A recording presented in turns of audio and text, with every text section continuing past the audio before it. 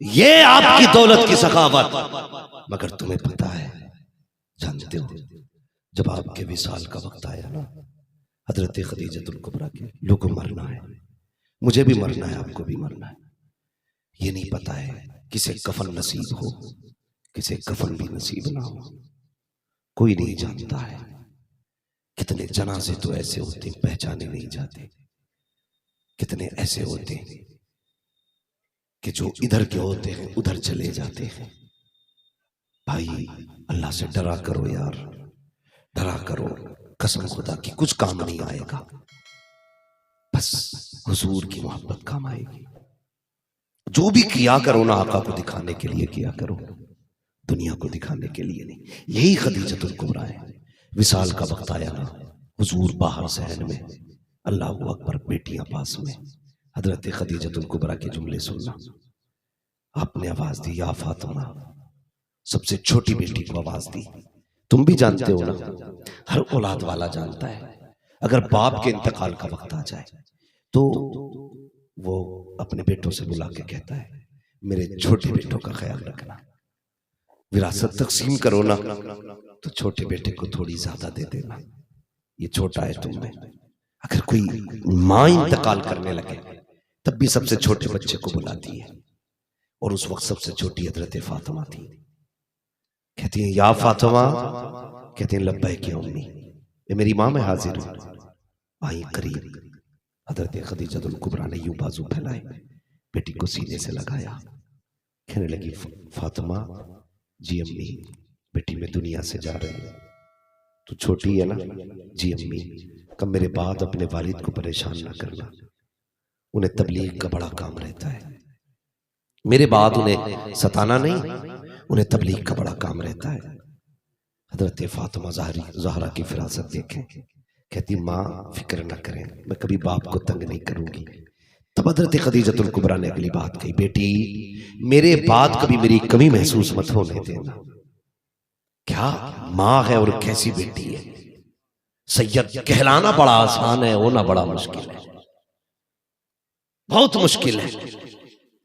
अल्लाह अकबर। कहती है, बेटी मेरे बाद दुख ना होने देना। तीसरी बात आप फरमाती, फातिमा अपने वालिद को बुला लो। अल्लाह अकबर। अम्मी क्या काम है? अच्छा एक काम करो, मेरा इंतकाल हो जाए ना, अपने वालिद से कहना मुझे मुजम्मिल वाली चादर में कफन दे दिया जाए।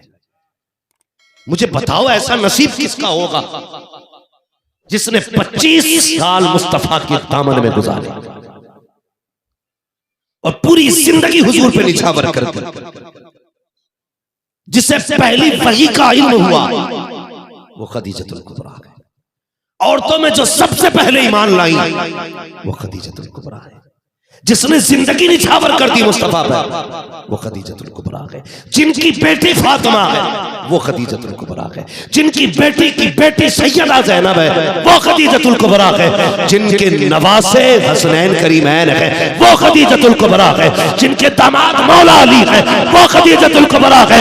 जिनके शौहर सैयदुल अंबिया है वो खदीजतुल कुबरा है। जिसके दामन में किसी शय की कमी नहीं वो खदीजतुल कुबरा।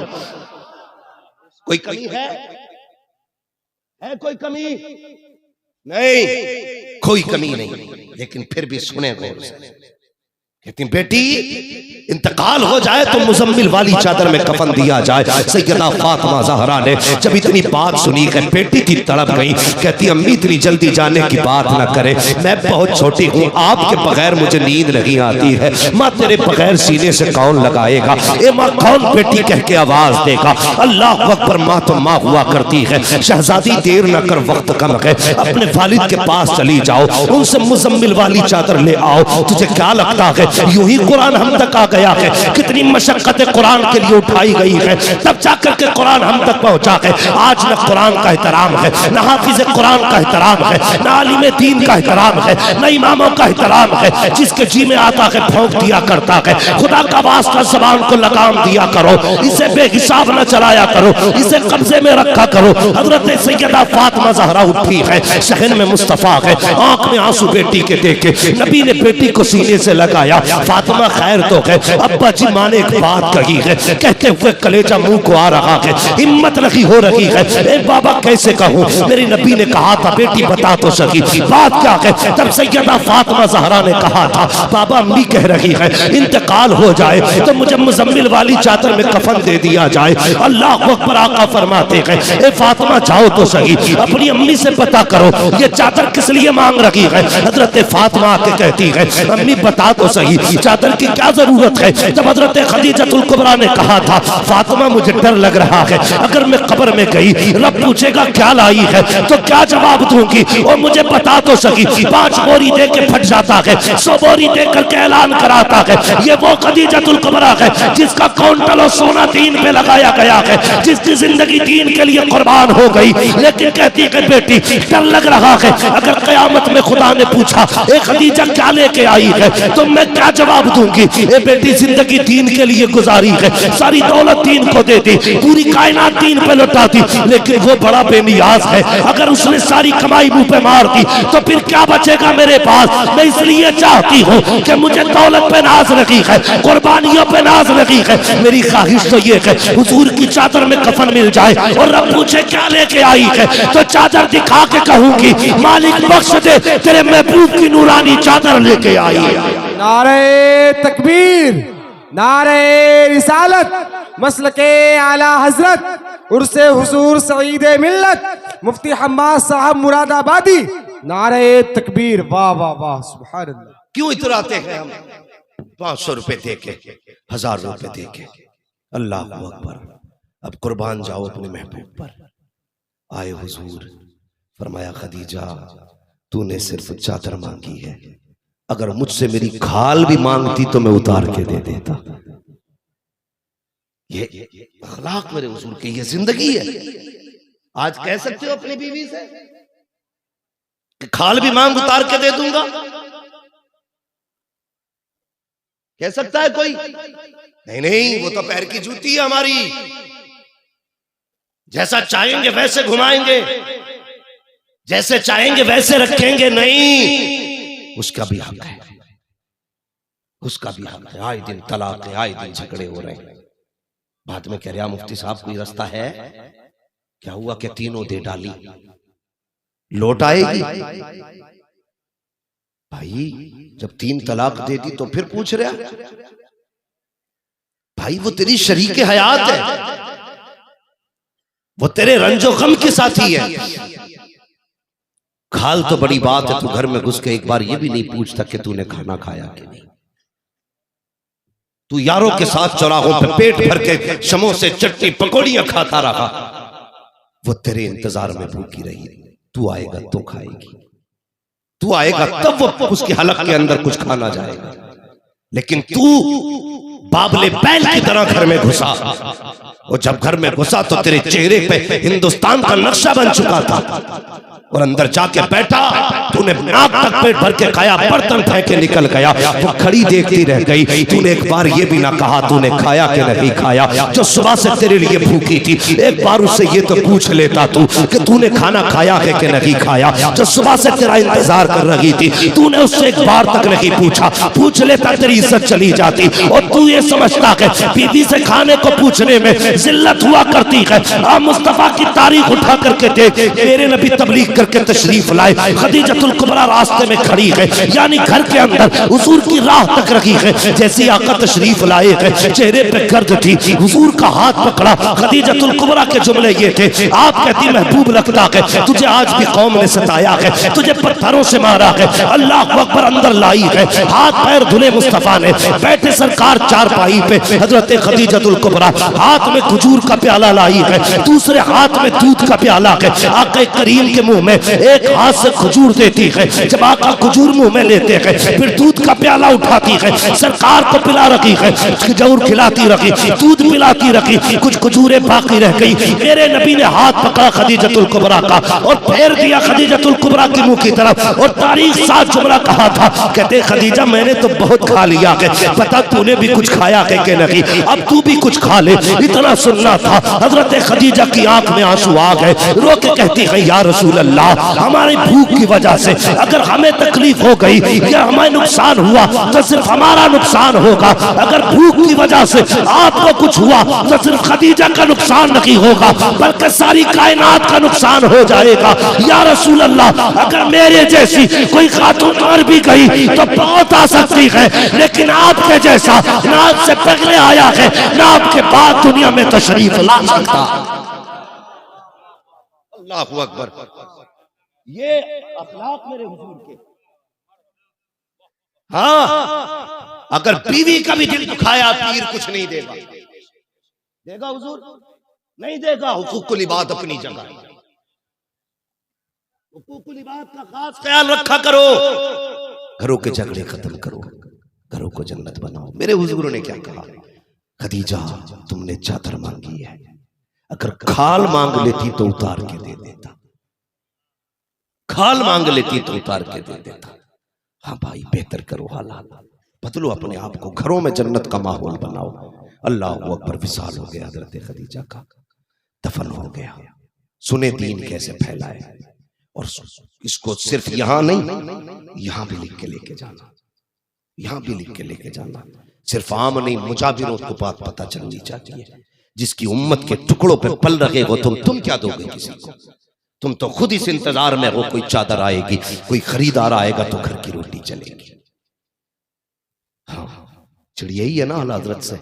आला हजरत ने फजूल याद पे फतवे लगाए, यही झगड़ा ना आला हजरत से, वरना किसका क्या बिगाड़ा। कसम खुदा की, आप पढ़ लीजिए उनके हम मज़हब उलमा को, और उनसे 200 साल पहले तक आप पढ़िए तो आपको पता चल जाएगा। कसम खुदा की, आला हजरत ने जो भी लिखा है अपने लिए नहीं लिखा, जो भी लिखा है मुस्तफ़ा के लिए लिखा है, मुस्तफ़ा के लिए लिखा है। जितना भी लिखा है सिर्फ हुजूर के लिए लिखा। हाँ, लोग ना अपनी मनकबतें पढ़वाते हैं, अपनी तारीफ सुनते हैं, लेकिन आला हज़रत कितने प्यारे हैं। फरमाते हैं करूँ मदग़े अहले दुअल रज़ा, पड़े इस बला में मेरी बला, मैं गदा हूँ अपने करीम का, मेरा दीन पारा इला नहीं, मेरा दीन पारा इला नहीं। उन्होंने जब भी लिखा हुजूर के लिए लिखा, यही वजह है उन्होंने पूरी जिंदगी मुस्तफ़ा के लिए लगा दी।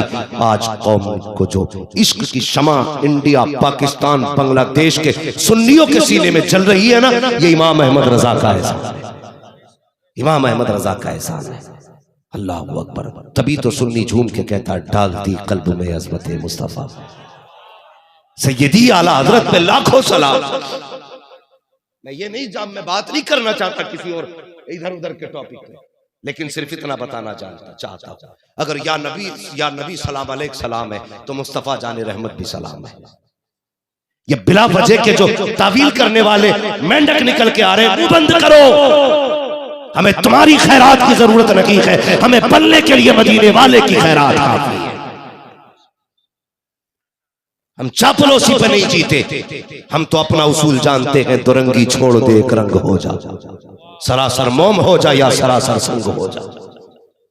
याद रखना, सज्जादगी उनकी तस्लीम की जाएगी जो मसलक आला हजरत को तस्लीम करे। ख्याल रखना मेरी बात। काफी हद तक मामलात कड़वे होते जा रहे हैं। आज उम्मत को संभालना है भाई, संभालना है उम्मत को। रोटी और पोटियों के चक्कर में लड़ना नहीं है, झगड़ा नहीं करना है। आपसे इतनी गुजारिश है, मसलक आला हजरत पे पाबंद रहे। बोलो इंशाअल्लाह। किसी को मेरी बात से इख्तलाफ हो तो खड़ा हो जाए, कोई मसला नहीं है ऐसा भाई। मसलक आला हजरत आज पहचान है। मैं देख रहा था ना अभी हजरत बयानात चलने इस टाइम सोशल मीडिया पे बड़ी तेजी के साथ। कोई कुछ कह रहा, कोई एक ने तो ये कहा भाई मैं भी आला हजरत को मानता हूं, लेकिन ये है कि साहब मसलक आला हजरत क्यों कह रहे हो, मसलक अहले सुन्नत का हो। तो मेरे भाई बड़े सीधा दिल समझाना चाहता हूं, आप अहले सुन्नत तो अपने आप को वहाबी भी कहते हैं, अहले हदीस भी अपने आप को अहले सुन्नत कहते हैं। जब ये दोनों मिलकर खड़े होंगे तो पता कैसे चलेगा सच पे कौन है। वो भी तो अहले सुन्नत अपने आप को कहलाते हैं। जो लोग मसलक इमाम आज़म का नारा लगाते हैं, उनसे भी गुजारिश है, तुम क्यों लगाते हो नारा, चिड़ में लगाते हो ना मसलक आला हज़रत के मुकाबले में, तो चिड़ में नारा मत लगाओ। इसलिए कि मसलक इमाम आज़म को तो वो भी मानते हैं, और हम भी मानते हैं। वो नारा बता जो अहले हदीस से भी अलग कर दे, चकड़ालवियों, चौपाइयों से, वहाबियों से, नजदियों से अलग कर दे। वो नारा कौन सा है? तो कहना पड़ेगा उसी नारे को मसलक आला हजरत का नारा कहा जाता है। जब ये नारा लगता है तब फटती हैं काइयां, फिर इसमें भी रह जाते हैं सुले कुल्ली। जो बगल बजाते हैं मैं सबको मानता हूं, आला हजरत भी हमारे, जब उनका कलेजा फाड़ना होता है तब लगता है नारा बस्ती बस्ती करिया करिया, जोर से बस्ती बस्ती करिया करिया। सुले कुल्लियत से बचाने के लिए ताजुश शरिया का नारा लगता है, वहाबियों से बचाने के लिए मसलक आला हज़रत का नारा लगता है, खारजियों से बचाने के लिए नारे हैदरी का नारा लगता है, और उम्मत रसूल का दावा करने के लिए नारे रिसालत का नारा लगता है, और मुसलमान बताने के लिए नारे तकबीर का नारा लगाया जाता है।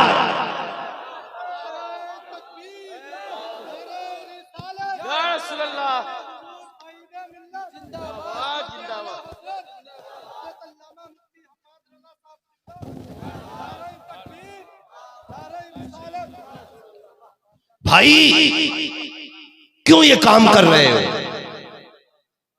क्यों ये झगड़े? यार मैं दावे के साथ कहता हूं, फूल चाहे कलियर में खिलाओ, बात समझ में आए तो बोले, और हिम्मत ना हो बोलने की तो बिल्कुल ना बोले। हाँ, फूल चाहे कलियर में खिलाओ, फूल चाहे दहली में खिलाओ, फूल चाहे बरेली में खिलाओ, इन सारे फूलों का चमन अजमेर शरीफ में है। कान खोल के सुनना, ये सारे फूल जिस टहनी से जुड़े गए वो अजमेर में है, और जो टहनी आगे जाके जुड़ी है वो टहनी बगदाद में है, और जो बगदाद की टहनी गई है वो नजफ अशरफ में है, जो नजफ की टहनी है वो शहर मदीना से।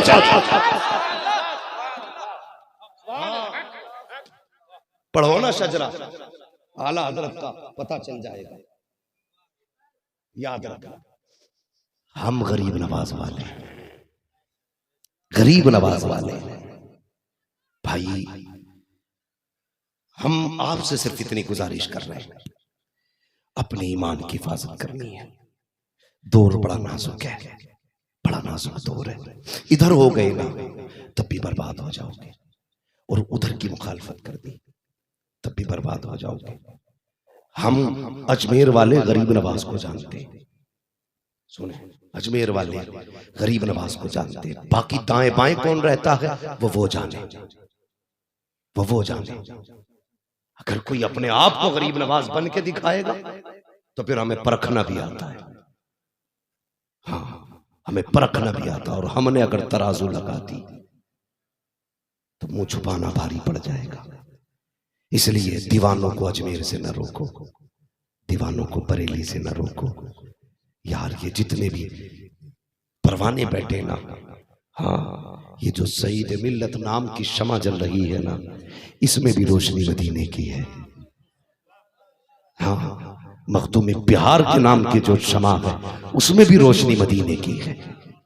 भाई देखो ना आप, सरकार सुरकाही ये चराग भी मदीने का है, मखदूम सिमना ये चराग भी मदीने का है, मखदूम माहिनी ये चराग भी मदीने का है। ये सारे चराग मदीने के हैं, इन पे आने वाले परवाने हैं। इन परवानों से उलझना गोया शमा की मुखालफत करना है। अगर सच्चे हो तो हर उस आने वाले की कदर करो जो सईद मिल्लत के चौखट पे आया है। अगर तुम सईद मिल्लत के हो तो हर मेहमान की कदर करोगे, चाहे वो किसी लहजे में आए, किसी अंदाज में आए, किसी लिबास में आए। बस तुम ये कहो कि हमको तो हर लिबास में आते हो तुम नजर, धोखा वो खाए जो तुम्हें पहचानता।